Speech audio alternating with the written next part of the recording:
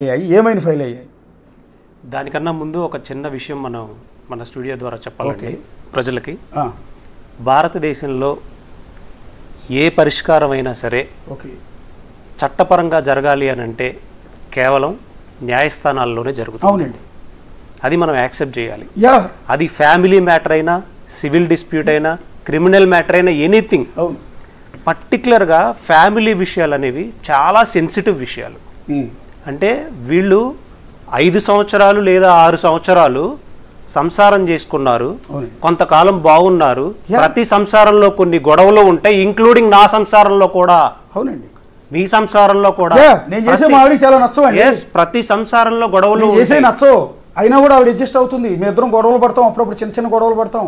ఇప్పుడు సర్దుకుపోతాం. ఇప్పుడు దీనిని ఒక 45 రోజులు, 50 రోజులు లేదా 60 రోజులు మీడియాలో పెట్టి మీది తప్పు, నాది తప్పు, వాళ్ళది తప్పు, ఇంకొకటిది తప్పు అనడం వల్ల ఇంకొక సంవత్సరం అనుకుందామండి, ఇంకొక సంవత్సరం ఇదే టాపిక్ మీద చేస్తే వీళ్ళ సమస్యకి పరిష్కారం వస్తుందా? ఇంకోటి పైగా జనాలు వచ్చి మా స్టూడియో మీద పడి కొడతారు, గుర్తుపెట్టుకోండి. సరే, అదే పనిగా ధర్మమహేష్ గారి గురించి, అదే పనిగా గౌతమి గారి గురించి రోజు చూపిస్తే జనం వచ్చి బుద్ధి లేదంటారని చెప్పి కొడతారు. సరే, మీడియా కాన్సన్ట్రేషన్ చేయాల్సినటువంటి అంశాలు ఇంకా కొన్ని ఉన్నాయండి. మొన్న రీసెంట్గా ఆంధ్రప్రదేశ్లో ఒక అమ్మాయిని భర్త బట్టలోడు వెనక నుంచి 2 చేతులు కట్టేసి కాళ్లతో తంతు భయంకరంగా టార్చర్ చేస్తూ ఒక వీడియో సోషల్ మీడియా లైవ్ కూడా చేశారు కదా. బాధితురాలు కూడా లైవ్ లో మాట్లాడించాను. ఎన్ని రోజులు చేశారండి? అయిపోయింది. నిజమైన పేదరికంలో ఉంటూ చాలా చిత్రహింసలకు గురవుతూ ఇదిగా ఉన్నారు. ఎందుకు ఇంత ఫోకస్? సెలబ్రిటీస్ అనా? సెలబ్రిటీస్ జీవితాలనే? అంటే వాళ్ళకి తీసుకొచ్చేసి సంసారాలు, అప్పుడు కెమెరాలు, ఇక్కడ కెమెరాలు, అవి ఇవి పెట్టేసేస్తే ఇక్కడ పరిష్కారాలు అయిపోతాయా? ఇక్కడ జరగవు కదా. నిజంగా మీకు వీళ్ళిద్దరి మధ్య కూడా అంత తీవ్రమైనటువంటి ఉన్నాయని ఎక్కడ నాకైతే కనిపించట్లా. ఎలిగేషన్స్ వచ్చేసరికి, కంప్లైంట్స్లోకి వచ్చేసరికి ఏ పోలీస్ స్టేషన్స్లో ఉన్నాయి అని అంటే, ఉమెన్స్ పోలీస్ స్టేషన్లో ఒకటి పెట్టారండి, 16/8/2025 డౌరీ హెరాస్మెంట్. ఇప్పుడు 498, అది 85 BNS అండి, అది అందరికీ తెలిసిందే. మీరు కట్నం కోసం ఏది ఇచ్చారా? డౌరీ హెరాస్మెంట్ అని పెట్టారు. దీనిలో ప్రూఫ్లు ఉన్నాయి కదా, నన్ను ఇంత అదవం చేసి క్రియేట్ కూడా చేస్తున్నారుగా. డౌరీ హెరాస్మెంట్ అని పెట్టి డౌరీ నేను అడుగుతున్నట్టు ఒక ప్రూఫ్. అంటే ఒక విషయం అండి, మీరు ఎంటైర్ వైలెన్స్ వేరు, డౌరీ హెరాస్మెంట్ వేరు. అవును, డొమెస్టిక్ వైలెన్స్ 498A వచ్చేసి ఇప్పుడు BNS ప్రకారం 85 అయింది. గృహహింస ఇంట్లో జనరల్ గా ఇప్పుడు గృహహింస అనే చట్టం వచ్చినప్పుడు ఉన్నటువంటి తీవ్రత ఇప్పుడు తగ్గిపోవడానికి గల కారణం మీరు ఒకసారి అనలైజ్ చేసుకుంటే రిపోర్ట్స్ రిపీటెడ్ గా మిస్యూజ్ చేశారు. స్టార్టింగ్ డేస్ లో ఎలా ఉండేది 498 సెక్షన్? ఇమీడియట్ గా అత్తని, మామని, అందరినీ వీళ్ళు ఎంతసేపు మీడియాలో కూర్చొని మాట్లాడేవాళ్ళు. నా పరిచయం ఉందని నా పేరు పెట్టిన నన్ను కూడా తీసుకెళ్ళి లోపల పడేసి ఎంతసేపు మీడియాలో కూర్చొని 45 రోజులు బయట మాట్లాడగలిగే వాళ్ళ, తిరగలిగే వాళ్ళ. ఎందుకు లిబరలైజ్ అయిపోయినాయి? రిపీటెడ్ గా మిస్యూజ్ చేస్తున్నారు. కలిసి ఉన్నంత వరకు బాగానే ఉంటున్నారు, విడిపోవాలి అనుకున్నప్పుడు మాత్రం ఎలిగేషన్స్ ఎన్ని కుదిరితే అన్ని వేసేసేసి. ఎందుకంటున్నా, నిన్నటిదాకా సంసారం చేసి ఒకే ఇంట్లో ఉండి బిడ్డను కూడా కని కొంత గ్యాప్ వచ్చేటప్పటికి ఇంత దుర్మార్గమైన ఆలోచన ఎందుకు? ఒకళ్ళే కాదు, నేను నా లైఫ్లో ఎంటైర్ నా అడ్వకేసీ ప్రొఫెషన్లో ఒక 498A కంప్లైంట్ 5 పేజీలు ఆర్టిఫిషియల్ ఇంటెలిజెన్స్ యూజ్ చేసి, మళ్ళీ చెప్తున్నాను, ఆర్టిఫిషియల్ ఇంటెలిజెన్స్ యూజ్ చేసి జనరేట్ చేసి 5 పేజీలు గ్రోకో చాట్ జీపీటీ చేసినటువంటి కంప్లైంట్ మీ కాపీ మీకు పంపిస్తా, డిస్ప్లే చేసుకోండి. ఒక ఆర్టిఫిషియల్ సైబర్ ఎక్స్పర్ట్కో లేకపోతే ఆర్టిఫిషియల్ ఇంటెలిజెన్స్ ఎక్స్పర్ట్కో దాన్ని పంపించి ఎక్స్పర్ట్ ఒపీనియన్ తీసుకొని రండి. కోర్టు ముందు కూడా అవే ప్రొడ్యూస్ చేస్తారు. అది ఆర్టిఫిషియల్ ఇంటెలిజెన్స్ జనరేట్ చేశారా లేకపోతే న్యాచురల్ ఫ్లోనా అనేది అర్థమైపోద్ది. ఓడింగ్ ఈరోజు యూకేలో కానీ యుఎస్ఏలో కానీ ఎగ్జామ్స్ అన్నీ కూడా ఆన్లైన్లో జరిగిపోతూ ఉన్నాయి. ఎవరైనా కాపీ పేస్ట్ చేసేస్తే ఇది ఏఏ జనరేటెడ్ అని డిటెక్ట్ చేసి ఎగ్జామ్లో డిస్క్వాలిఫై చేసే టెక్నాలజీలో మనం ఉన్నాం. అలాంటి టెక్నాలజీలో ఉన్నప్పుడు తన బాధని ఒక natural flow, complaint drafting natural flow ఎలా ఉంటుంది అని అంటే, నా భర్త నన్ను కొట్టాడు, మేము ఇంతకాలం కలిసి కాపురం చేసాము, మేము తిట్టుకున్నాము, మేము ఈ టైంలో బాగున్నాము, మా అత్తమామల మధ్య ఇది జరిగింది, ఇది ఇలాగే ఉంటుంది. బట్ ఆ ఫ్లోని ఒక 5 పేజీలు ఇన్ డీటెయిల్డ్గా వివరించి ప్రతిదీ కూడా దానిలో 70% సివిల్ డిస్ప్యూట్ని ఇంక్లూడ్ చేసి, అంటే బ్రాండ్ గిస్మత్కు సంబంధించిన దాని గురించి ఇంక్లూడ్ చేసి ఇదంతా నేరేట్ చేసుకుంటూ వచ్చారు. ఓకే, పెట్టిందేమో హెరాస్మెంట్ కేసు. హెరాస్మెంట్ దానిలో ఈ డబ్బులు ఆస్తులు గిస్మత్తులు ఎందుకు వస్తాయి? ఓకే, అది వచ్చింది సరే, ఉన్నాయి. ఓకే, ఇది first of all women PS లో కేసు. ఉమెన్ పిఎస్ లో కేసు. నెక్స్ట్ సరే, ఒక 15 రోజుల తర్వాత 3/9/2025 మాదాపూర్ పిఎస్ లో సేమ్ మళ్ళా చీటింగ్ చేశాడు. దేని గురించి? అది కూడా గిస్మత్ గురించి. ఎవరు చీటింగ్ చేశాడు? ఇదే ధర్మ మహేష్. ఎవరితను? గౌతమి గారి భర్త. నీ భర్త ఈ గిస్మత్ గురించి నువ్వు ఏదైతే ఈ ఎంటైర్ కంప్లైంట్ లో గిస్మత్ ఆ బ్రాంచ్ ఈ బ్రాంచ్ అని మాట్లాడుకుంటూ వచ్చారో అదే సారాంశం మళ్ళీ దీనిలో ఉంది.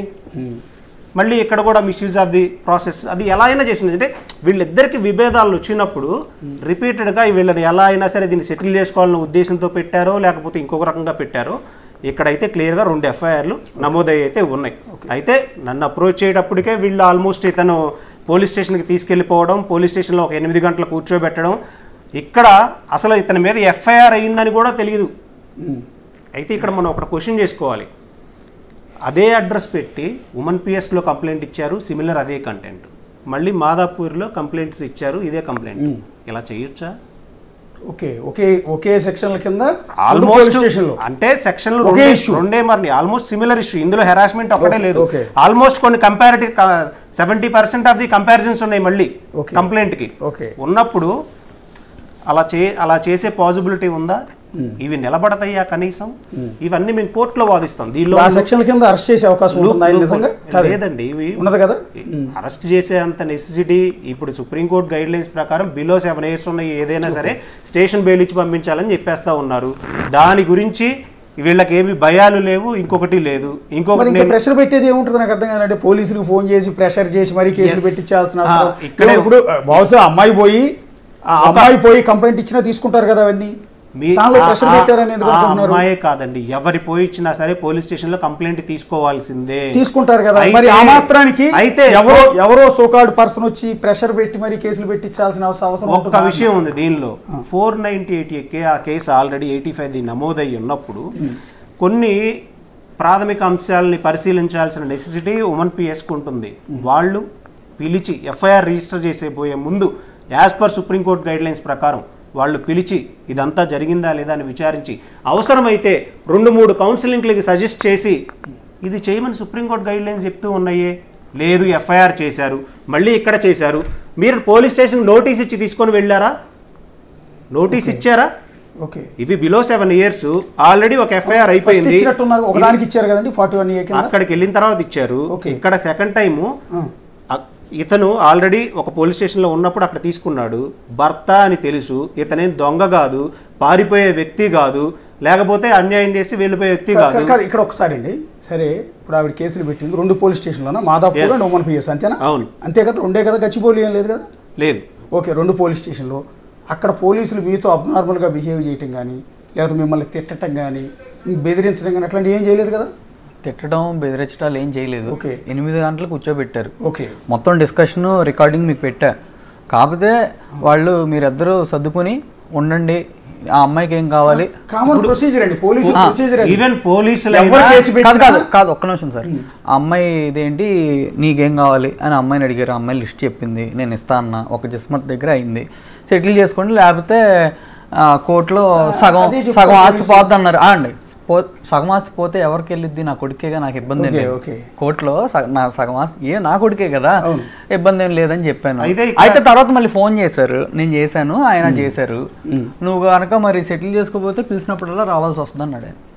ఓకే, సిఐ గారా? ఎస్ఐ గారు? డిఐ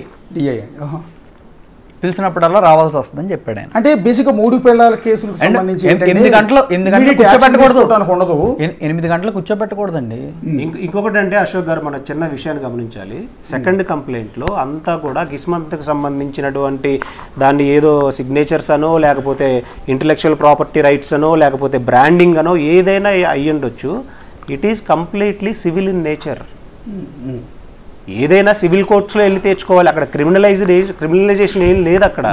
ఇప్పుడు మీ బ్రాండ్ ఉంది, మీ బ్రాండ్కి సంబంధించి నేను సంతకం పెట్టిన తర్వాత నన్ను ఫోర్స్ఫుల్గా పెట్టించారని నేను లీగల్గా నా అడ్వకేట్ ద్వారా ఇంటలెక్చువల్ ప్రాపర్టీ రైట్స్కి నేను అప్రోచ్ అయినప్పుడు అడ్వకేట్ మీద నెక్స్ట్ వీళ్ళ మీద కూడా మేము క్రిమినల్ కేసు పెడతా ఉంటే కుదరదుగా. నా డాక్యుమెంట్ ఉందిగా, నేను సబ్మిట్ చేసింది ఉందిగా. అంటే ఆ ఇంటలెక్చువల్ ప్రాపర్టీకి సంబంధించిన అడ్వకేట్ వేరే ఉన్నారు, వాళ్ళు చూస్తూ ఉన్నారు.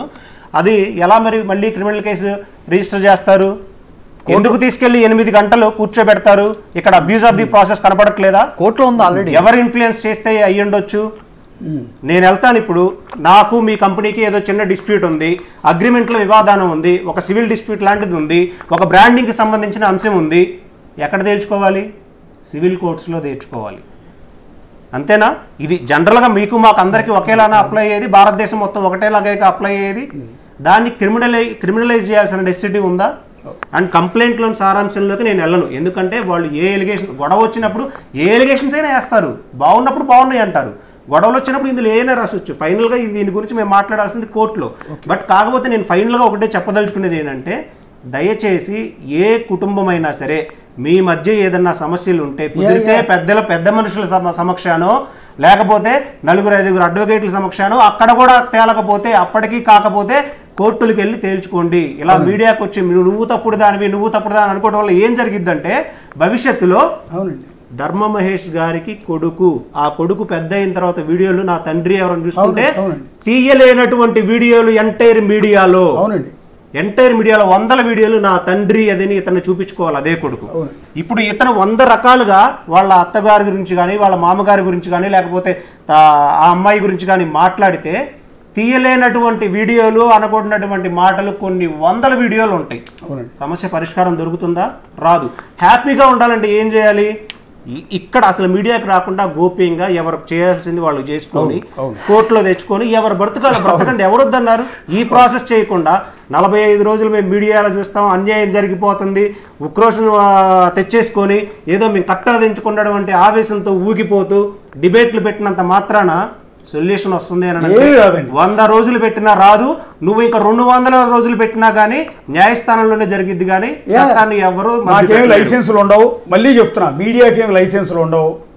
ఊరికే సొల్లు పురాణమును యూట్యూబ్లో వీసి వస్తాయి తప్ప మీ జీవితాలు రోడ్డున పట్టడం తప్ప వ్యక్తిగతమైన అంశాలను మీడియా ముందుకు తీసుకురావద్దు.